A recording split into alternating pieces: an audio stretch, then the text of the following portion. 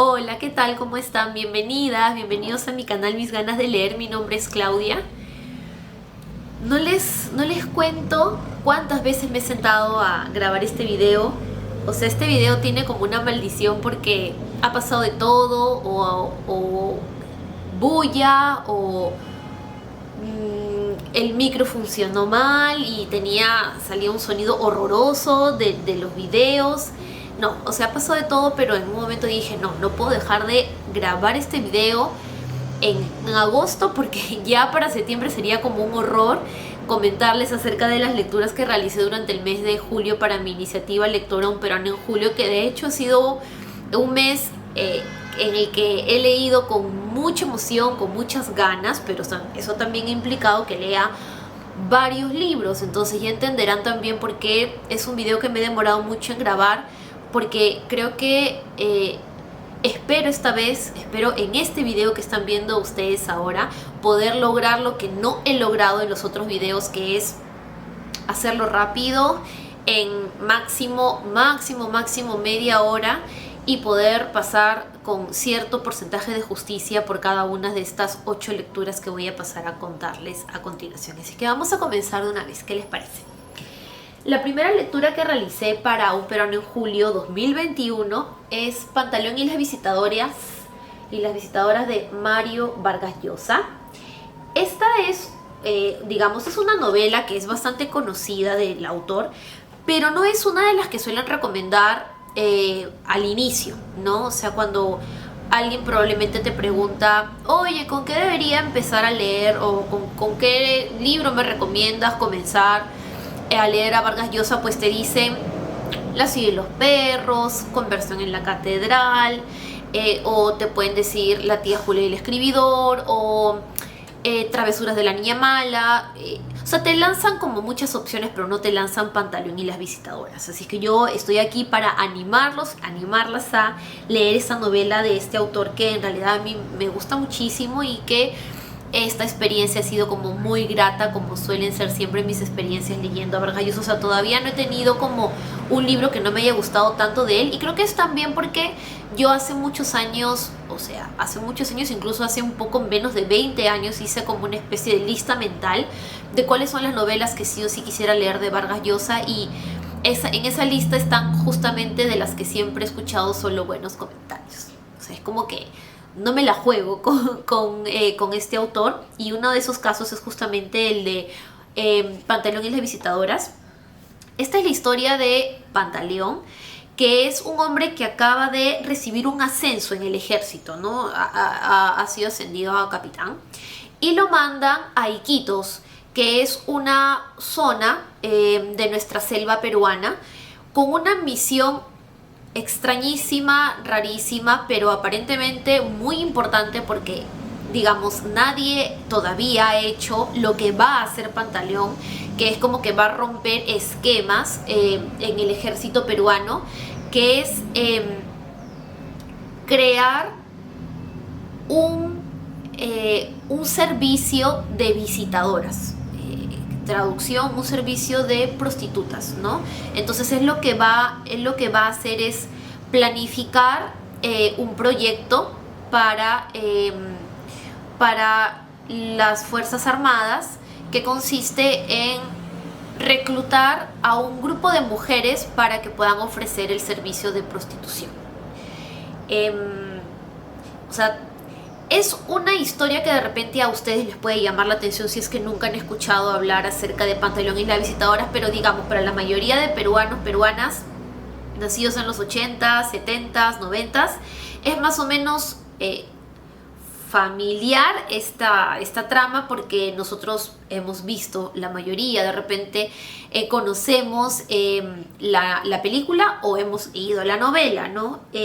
Ahora, esta trama de repente puede ser como chocante para personas, como les digo, que no sabían absolutamente nada de lo que ocurre en la novela, pero quiero que tengan en cuenta que hay otras sorpresas con las que uno se puede encontrar en esa novela, sobre todo si es que no estás acostumbrado a leer a Vargas Llosa. Uno de esos aspectos es el gran manejo que tiene de la narración, Es una narración que a veces se pone compleja, sí, al nivel de quién está hablando, estoy perdido, perdida, pero va fluyendo, vas entendiendo.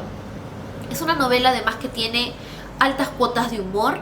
El autor se burla mucho de cómo es el discurso de las Fuerzas Armadas, ¿no? Cómo es el trato entre personas de las Fuerzas Armadas que tienen altos cargos y que justamente se ven en una situación tan difícil de poder lidiar y manejar como este servicio que tiene que preparar Pantaleón Pantoja.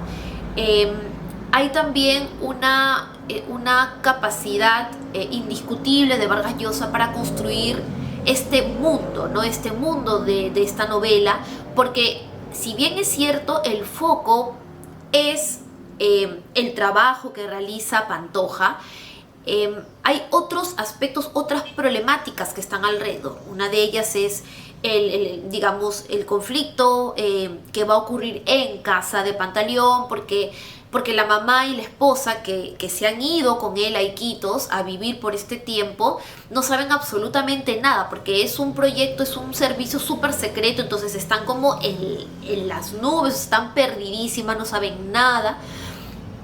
Pero en la zona también se ha generado un fanatismo religioso por una agrupación religiosa justamente que pone de cabeza a la población, y entonces empiezan a surgir otros problemas, y de pronto es como que lo que pasa con Pantaleón pasa a veces a segundo plano, porque están como se cuecen las habas por todas partes, ¿no? Entonces me gustó muchísimo la novela. No es lo mejor que he leído de Vargas Llosa, pero si quieres como una historia donde prima el humor, pues tienes que leer esta novela. Bastante recomendada. Un segundo libro que leí para este mes de julio es Geografía de la Oscuridad de Katia Dawi. Ella es una autora que yo conozco desde hace un par de años como cuentista, porque yo leí hace 2 o 3 años uno de sus libros de cuentos. No estoy segura qué más ha producido, creo que tiene una pequeña novela, la verdad es que no lo sé, pero tenía bastantes expectativas con este libro, porque primero porque había escuchado muy buenos comentarios en las redes, y segundo porque es un libro de una de mis nuevas editoriales favoritas, que es Páginas de Espuma. Les puedo decir que me ha sorprendido gratamente leer este libro. Son cuentos de los que yo esperaba algo muy especial, algo muy particular, que sean distintos de lo que yo venía leyendo en cuentistas latinoamericanas. Y justamente eso pasa. Es una propuesta súper distinta temáticamente. Muchos de estos cuentos abordan conflictos familiares. El tema de la paternidad está ahí súper presente, pero creo que lo que más me gusta es la forma en la que se narra. Katia Dawi tiene un manejo muy bien, tiene un manejo clarísimo, vamos a decirlo así, de qué es lo que quiere lograr con cada uno de sus cuentos, ¿no? Entonces ella no quiere como detallarte, ampliarse, profundizar en los personajes, ¿no? Ella quiere como, digamos, como hacerte mirar por el huequito de una puerta lo que está pasando ahí dentro. Entonces nosotros como lectores, lectoras, nos enteramos de muy poco de lo que pasa, pero de lo suficiente como para poder proyectarnos cuál es el pasado de estas personas que vemos en el cuento. ¿Por qué en este momento en el que estoy enterándome de ciertas cosas de estos personajes, por qué hay esta fricción? ¿Por qué hay este feeling? ¿Qué está pasando en el ambiente? Te preguntas tú como lector, ¿no? Entonces, en realidad, creo que ese no resolver todas las posibles preguntas que nos podemos hacer es algo que hace bastante rico, no solo cada uno de los cuentos, sino la propuesta global de esta autora en este libro. De verdad me gustó bastante.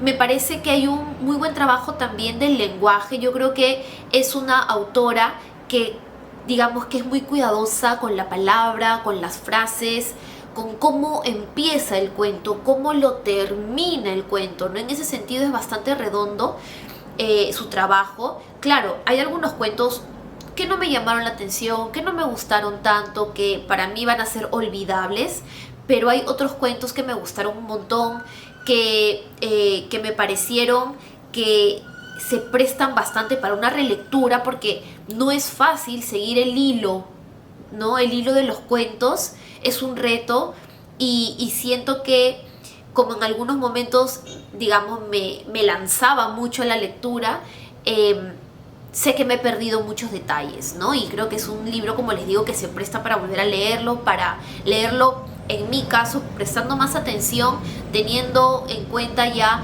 cómo escribe la autora y lo que recuerdo de este libro. Así es que en verdad me gustó bastante la propuesta de Katia Diao y Geografía de la Oscuridad para quienes son amantes del cuento y del cuento latinoamericano contemporáneo con mayor razón. Otro libro que leí es un ensayo, que no lo tengo aquí porque es un ensayo que está gratuito en internet. De hecho, les voy a dejar en la casilla de descripción el enlace para que ustedes se puedan descargar el PDF o el IPA, que es de uno de mis autores peruanos favoritos de no ficción, que es José Carlos Agüero. Su ensayo se llama ¿Cómo votan los muertos?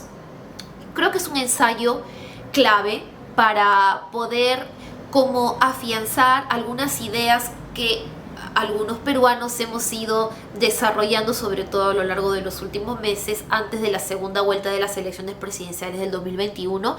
Creo que sí es un ensayo que demanda de ti que hayas estado medianamente informado de lo que ha estado pasando desde el año pasado en el Perú y toda esta crisis política que hemos tenido y cómo han sido las emociones de nuestra primera vuelta.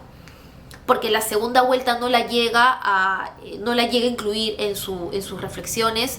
De hecho, este ensayo se publica antes de la segunda vuelta presidencial.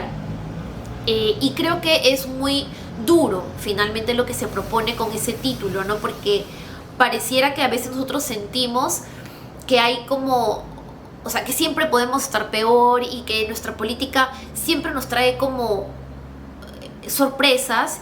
Y cómo votan los muertos es más o menos esta idea de que los peruanos venimos votando por los mismos candidatos o venimos afrontando los mismos problemas políticos una y otra vez. Y si bien es cierto, hay particularidades de las elecciones presidenciales del 2021, es como que hay cosas que no cambian, ¿no? Hay cosas que se disfrazan de otros problemas, pero en el fondo son los mismos, ¿no? Entonces es una reflexión fina, la de Agüero. Me gustó bastante y de verdad que les recomiendo. Les recomiendo sobre todo, creo, si no conocen a Agüero. Creo que podría ser un buen ensayo para iniciarse en Agüero y a partir de eso de repente van a estar más interesados o interesadas en conocer un poco más de su vida y ahí ya podrían leer otros de los libros que yo ya he recomendado en el canal sobre él. Muy bien, siguiente lectura. Un siguiente libro que leí que me sorprendió muchísimo es Duque, una novela bastante importante para la literatura peruana del autor José Díez Canseco. Lo voy a volver a poner acá porque me di cuenta que no dije el nombre. Es una novela publicada en 1934. Se considera la primera novela de temática gay en nuestro país. Me sorprendió muchísimo, no tanto por el estilo de narración del autor, porque en realidad creo que es un estilo que se presta mucho para una novela breve, para una novela que quiere enfocarse en ciertos aspectos que les voy a comentar en algún momento. Duque es acerca de un joven de 25 años que se llama Teddy Crownshield y su madre. Ambos son peruanos, pero durante varios años estuvieron viviendo en Europa y como que se acostumbraron un poco a las libertades, a cómo es la interacción social, cómo son las interacciones sociales en Europa, ¿no? Entonces cuando llegan a Lima, como son muy adinerados, se codean con la clase alta limeña Y al fin, o sea, digamos, al final es como lo obvio, ¿no? O sea, llegan acá y como que les dan la bienvenida a estas personas en las que, o sea, con las que ellos van a encajar por el estilo de vida que tienen. Entonces, en un momento, la novela me hacía pensar, literal, pues creo que me voy a aburrir un poco porque no me interesa mucho la monotonía de la dinámica de este grupito de clase alta en el que se van a insertar Teddy y su madre, porque es como que es casi siempre lo mismo, ¿no? Desayunar en tal lugarcito, almorzar en tal lugar, comer esto, aquello, el otro, que espumante, que no sé qué. Salir a pasear por tal lugar y tener aventuras nocturnas en tales lugares y en tal, y irnos a un lugar y a otro y a otro. Entonces pareciera como que la dinámica es la misma, pero mientras vas avanzando en la novela te das cuenta de que hay tensiones sociales de la sociedad de esa época que van como saliendo poco a poco, hasta que en un momento de la novela ocurre algo que es una bomba, que no les puedo contar qué ocurre, pero hace temblar definitivamente a Teddy y obviamente hace temblar también al lector o a la lectora, ¿no? Porque es como, ¿what? ¿Qué pasó acá? ¿No? Entonces la novela empieza a ponerse muchísimo más interesante, porque justamente nuestro protagonista, que es Teddy, empieza a perder un poco los papeles de lo que tiene que ser, de cómo va a resolver este conflicto, hasta que al final pues ocurre algo que nos puede hacer pensar que finalmente la sociedad limeña no ha cambiado mucho en casi 100 años. El chisme y la hipocresía imperan. Esta idea de que hay cierta expectativa que se tiene de cómo tiene que ser la conducta de un hombre y de una mujer en sociedad está clarísimo en este libro. Y hay una cuestión como de soledad tremenda, ¿no? O sea, esta idea de cómo sientes que perteneces a un grupo, pero amigo, o sea, cuando te pasa lo grave, contadito con los dedos, y si te asumes como que estás solo, mucho mejor, ¿no? Entonces, finalmente creo yo que tanto Teddy como su madre son bastante como golpeados en esta novela. De verdad que les va a gustar muchísimo. Les repito, puede ser que en un momento tú digas, de verdad que me aburre un poquitín enterarme acerca de este grupito de amigos de clase alta, pero va como mejorando la cosa a partir de más o menos la mitad de la novela. Súper recomendable, de verdad, haber vuelto a publicar, en este caso por parte de la editorial Gafas Moradas, esta novela que me gustó muchísimo. Una siguiente lectura que de hecho he disfrutado, pero como no tienen idea, es Ana Cebuena, de Valeria Román Marroquí. Creo que ya canso ganso, ¿no? O sea, canso ganso cuando hablo de lo mucho que me gusta esta poeta peruana. Cuando vi en redes que ella había publicado este nuevo poemario, me he como contenido, esa es la palabra, me he contenido para no devorarme su poemario. Pero dije, no, este tiene que entrar para un Perón en julio. De hecho, en el video del book tag de libros latinoamericanos, compartí con ustedes un poema de ella. De verdad que me encanta Valeria Román Marroquí. Es mi autora, es mi poeta peruana contemporánea favorita. Creo que todas y todos deberíamos, como al menos una vez, leer a Valeria Román Marroquí. Me refiero sobre todo a los que somos peruanos y nos gusta la literatura, nos gusta sobre todo la poesía. Yo en realidad creo que algunas personas pueden considerar que Matrioska, que es el poemario con el que yo la conocí y la empecé a admirar de aquí hasta el cielo, algunos pueden considerar que este es un poemario más logrado, es más complejo, tiene de repente metáforas más trabajadas, el tema espacial también, ¿no? Está más presente, pero no sé, o sea, yo todavía no estoy segura cuál, por eso digo el tema espacial, ¿no?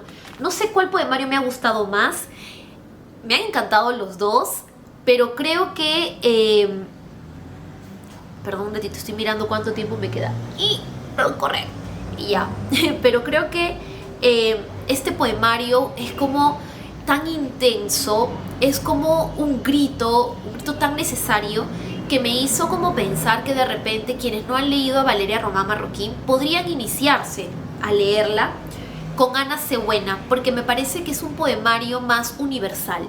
O sea, siento que los conflictos que ocurren en este poemario los puede sentir justamente cualquier ser humano del mundo. Este grito que a veces siento del yo poético, lo siento como que cualquier persona lo podría entender.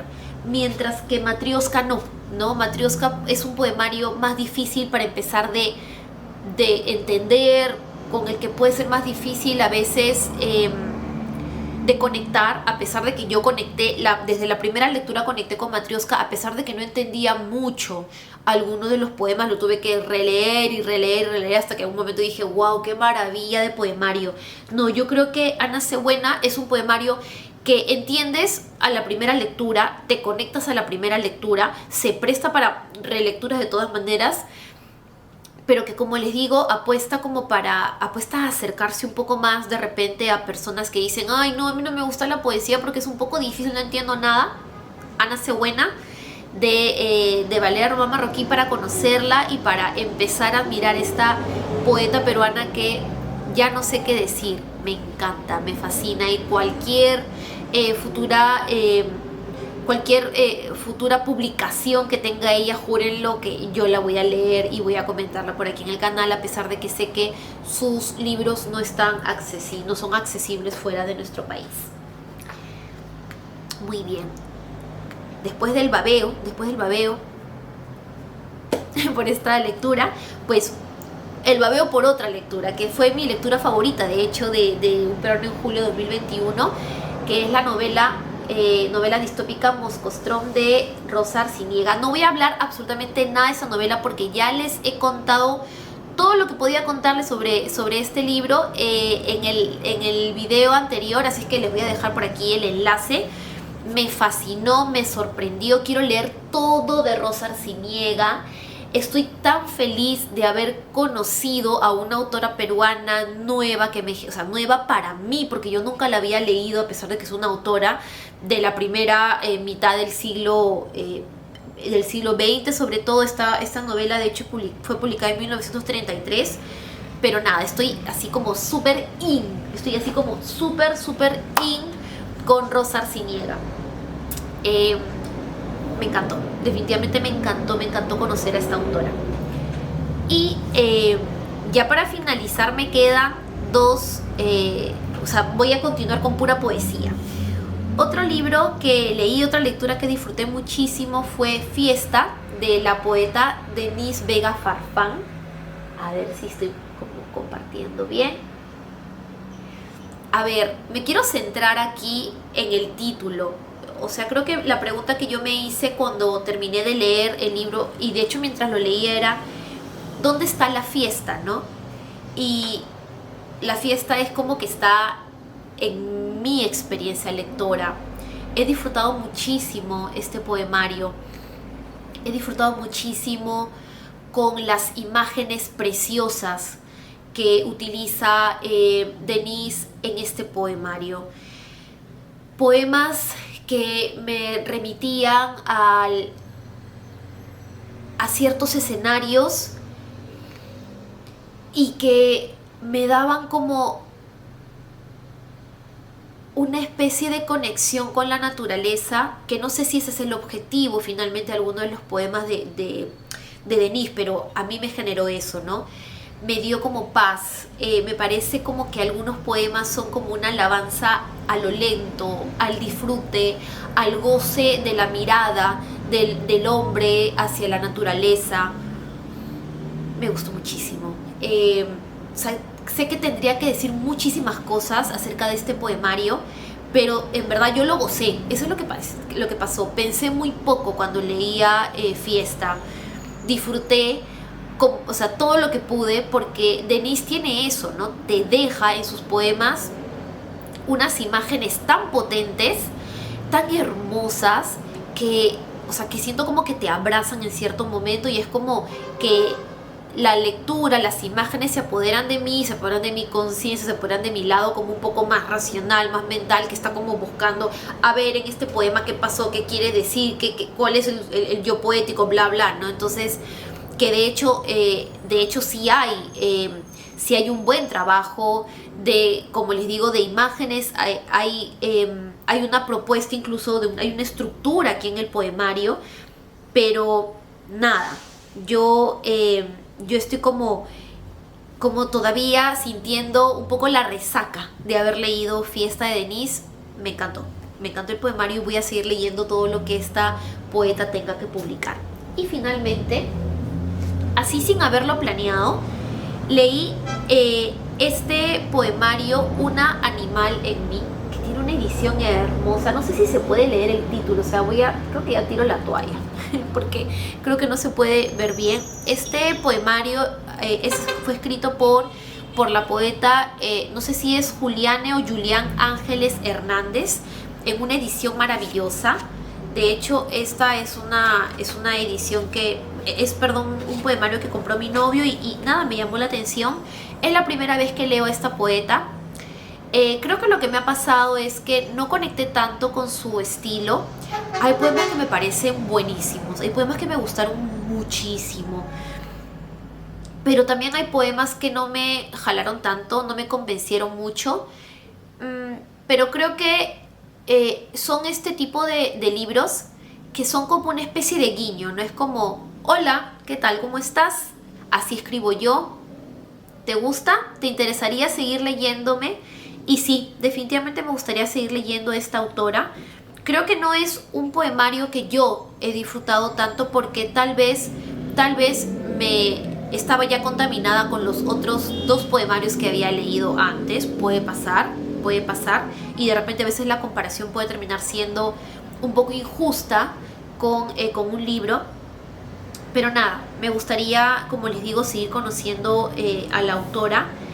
Sé que no es su único poemario, así es que de repente en un futuro les comento acerca de alguno otro de sus libros. Y bueno, creo que me queda en la cámara solamente 1 minuto para despedirme. Espero que les haya gustado este video, que ha sido así como medio atropellado, porque he tenido que pasar rápido con algunas lecturas porque ya no me daba más el tiempo. Cuéntenme ustedes qué les ha parecido Un Peruano en Julio 2021. ¿Leyeron algo? ¿Se animaron a leer algo? ¿Hay alguno de estos libros que les llama la atención o que quisieran saber algo concreto sobre alguna de estas lecturas? Cuéntenme en los comentarios y ahí chismeamos. Nos vemos en el siguiente video. Cuídense mucho. Gracias por acompañarme con el hashtag Un Peruano en Julio.